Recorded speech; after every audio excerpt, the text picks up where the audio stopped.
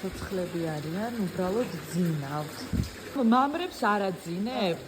ესე ამოაქვთ ქვირითი. საკალმახეში, ეს არის სპეციალურად მოწყობილი საკალმახე, წითელწინწკლებიანი კალმახები ყავთ აქ და აქედან ხდება ქვირითის აღება ამ საკალმახიდან და შემდეგ ამ ქვირითის დამუშავება და გაშვება უკვე მდინარეებში და მდინარეების დათევზიანება და გაჩვენებს პროცესი როგორი არის.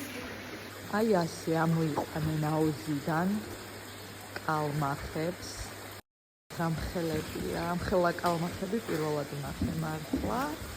რამდენი კილოა? 6-7 კილო კალმახი, ვა. აი. ეს ეთყობა დიდი როა, კარგად არ მოქმედებს.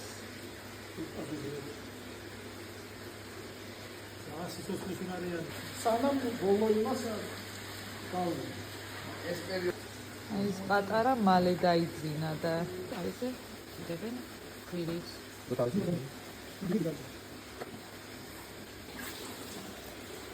ამ მამრებს არ აძინებთ? ამის შედარებით პატარა ზომები ყავს და ხდება დაძინა.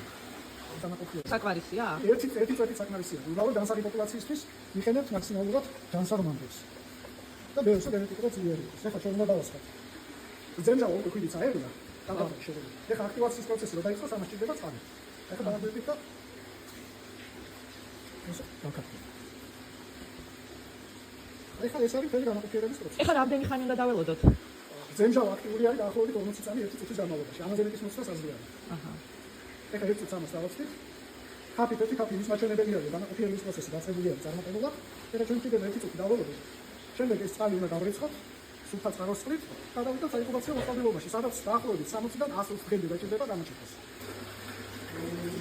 აჰა. რამდენიმე მათ გაიღვიძა უკვე აგერ.